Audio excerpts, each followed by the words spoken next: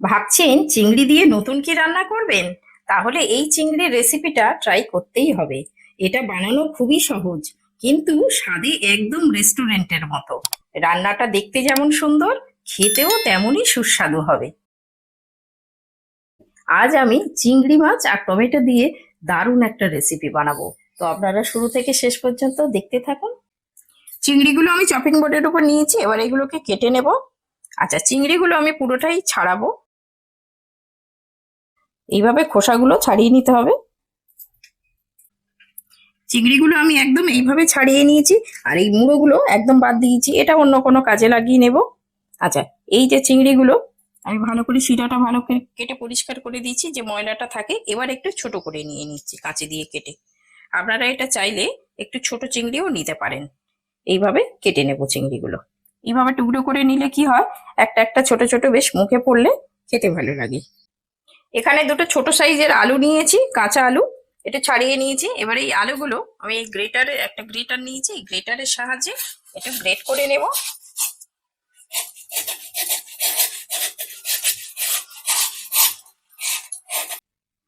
আলুটা আমি গ্রেট করে নিয়েছি, আর আলুটা গ্রেট করে সঙ্গে সঙ্গে এরকম জলের মধ্যে দেব। জলের মধ্যে দিয়ে এইভাবে নিগড়ে তুলে নেব। আপনারা চাইলে এটা সিদ্ধ আলুও ব্যবহার করতে পারেন। এইভাবে ভালো করে ধুয়ে এটাকে নিগড়ে এই একটা প্লেটে তুলে নেব। এখানে দুটো মিডিয়াম সাইজের পেঁয়াজ নিয়েছি, পেঁয়াজ দুটো এবার কেটে নেব।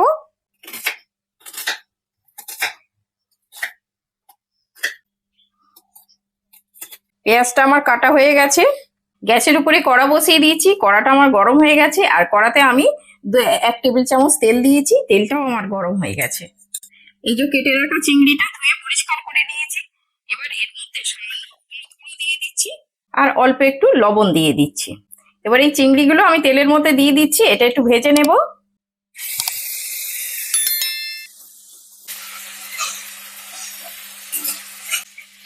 চিংড়িটা ভাজা হয়ে গেছে, হালকা করে ভেজে নিয়েছি। এবার চিংড়িগুলোকে তুলে নেব, একটু তেল ঝরিয়ে ঝরিয়ে এইভাবে তুলবো। এই চিংড়ি ভাজার যে তেলটা আছে, এই তেলের মধ্যে আমি যে পেঁয়াজটা কেটেছিলাম এটাকে দিয়ে দিচ্ছি। পেঁয়াজটা একটু হালকা ব্রাউন করে ভাজবো। পেঁয়াজটা এইভাবে ভাজা হতে থাক, আমি গ্যাসটা একদম কমিয়ে দিয়েছি। আস্তে করে পেঁয়াজটা নরম হতে থাক। এবার আমি টমেটোটা কেটে নেব। এবার এই টমেটোগুলো কেটে নেব। এই টমেটোগুলো এইভাবে আগে মুখটা এইভাবে করে কেটে নেব, ছোট করে এইভাবে তুলে নেব ছুরি দিয়ে। এইভাবে তুলে নেব, তারপরে এরকম ছুরি দিয়ে আস্তে আস্তে করে এর ভিতরের যে দানা আর যেগুলো আছে আস্তে আস্তে করে এইভাবে বার করে নেব।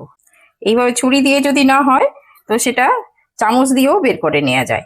এইভাবে আস্তে করে এইভাবে সবগুলো বেরিয়ে যাবে সুন্দরভাবে। ছুরি দিয়ে যদি না হয়, তাহলে এইভাবে চামচের পেছন দিয়ে আস্তে আস্তে করে এইভাবে সব এইভাবে কুড়ে কুড়ে যতটুকুনি হয় সবগুলো বের করে নিতে হবে। এই দেখুন, এইভাবে সবগুলো বেরিয়ে যাবে। এইভাবে দেখুন একদম খোলটা পরিষ্কার হয়ে গেল। এইভাবে আমি সবগুলোকে বার করে নেব। আর সব সময় চেষ্টা করবেন এই টমেটো গুলো একটু শক্ত টমেটো, একদম খুব নরম হলে কিন্তু সেটা ভালো হবে না। এবারে এই যে ওয়েস্টেজ গুলো রয়েছে, এগুলোও কিন্তু আমি এই রেসিপিতে কাজে লাগাবো। পেঁয়াজটা ভাজা হয়ে গেছে, হালকা করে ভেজে নিয়েছি। এবার যে আলুটা গ্রেট করে রেখেছিলাম, এই আলুটা দিয়ে দেবো এর মধ্যে। এবার এর মধ্যে কিছু মশলা দেব। এটা আদা রসুন পেস্ট, এই 1 চামচ, আর হাফ চামচ 1.5 চামচ আদা রসুন পেস্ট দিয়ে দিলাম। আর ঝালের জন্য অল্প কাঁচা লঙ্কা দিয়ে দিচ্ছি, আর হাফ চামচের কম একটু হলুদ গুঁড়ো দিয়ে দিচ্ছি।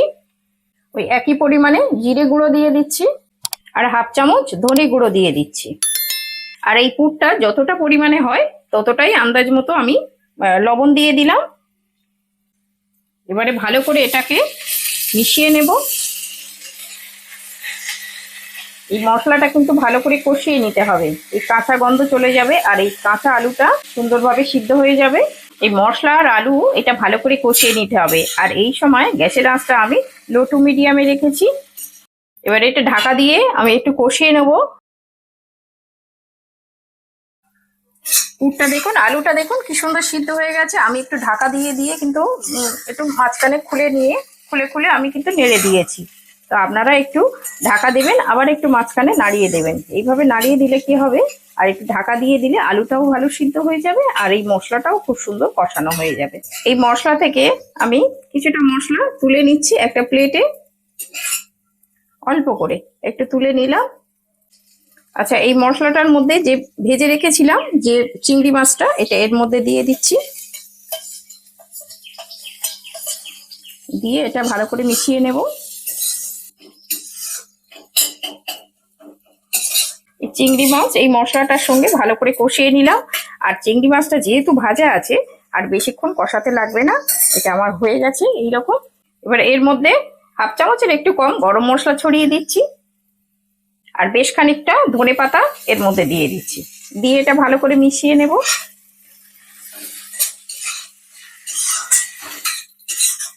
এটা হয়ে গেছে, আমি একটা থালার মধ্যে ঢেলে নিচ্ছি। এটা একটা থালার মধ্যে তুলে নিলাম। এবার এটাকে একটু ঠান্ডা করে নেব।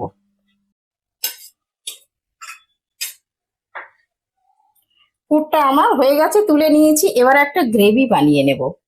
এবার আমি এর মধ্যে 1 চামচ সর্ষের তেল যোগ করে দিচ্ছি। এই তেলের মধ্যে আমি 1 চামচ গোটা জিরে ফোড়ন দিয়ে দিচ্ছি। এটা হচ্ছে টমেটোর মধ্যে থেকে যেগুলো আমি বের করে নিয়েছিলাম, যে ওয়েস্টেজ জিনিসগুলো, সেগুলো আমি মিক্সিতে একটু পেস্ট করে নিয়েছি। এইটা আমি তেলের মধ্যে দিয়ে দেব।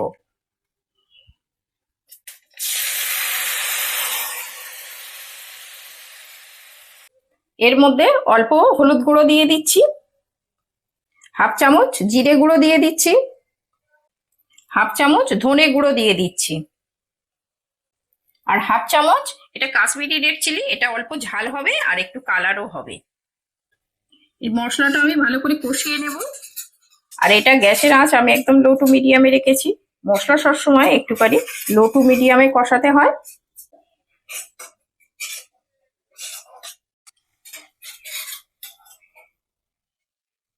রান্না মানেই ভালোবাসা আর নতুন কিছু শেখা।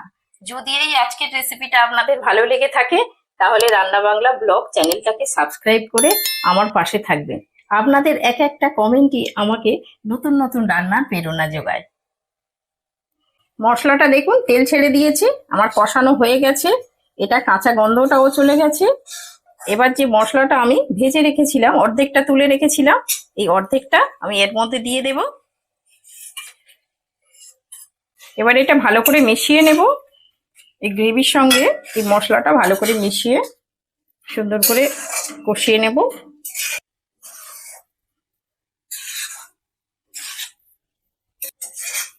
এবার এই মশলার মধ্যে আমি একটু জল দিয়ে দেব, একটু পরিমাণে জলটা দেব। এবার এর মধ্যে আমি লবণ দিয়ে দিচ্ছি, দিয়ে এবার ভালো করে মিশিয়ে নেব। গ্রেভিটা আমি ফুটতে দিলাম। এবার আমি টমেটোর মধ্যে পুরটা ভরে নেব। আচ্ছা, এবার এর মধ্যে 1 চিমটি করে লবণ এর মধ্যে দিয়ে আমি একটুখানি আঙুল দিয়ে এইভাবে গায়েতে লাগিয়ে দিচ্ছি। এই লবণটা দিলে কিন্তু আরো স্বাদটা খুব ভালো আসে।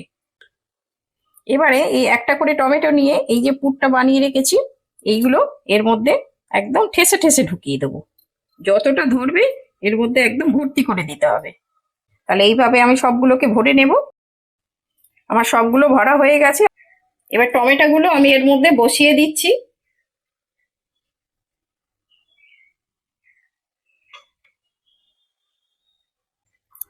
ঢাকা দিয়ে দিলাম।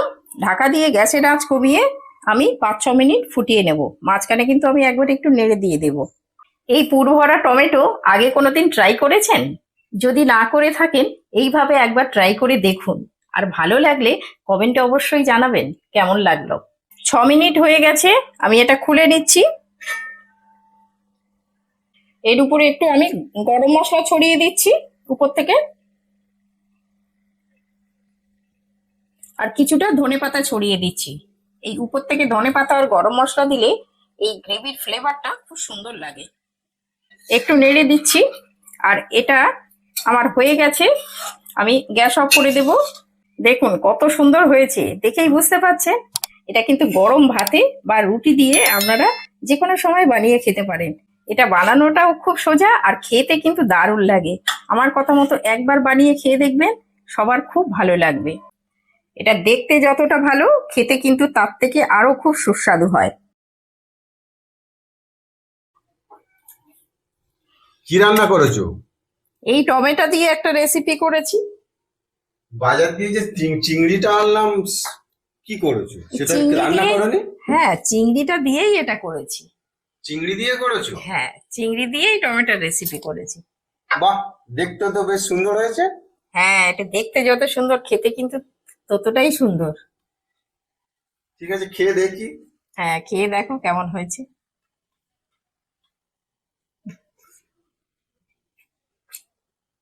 বেশ সুন্দর হয়েছে।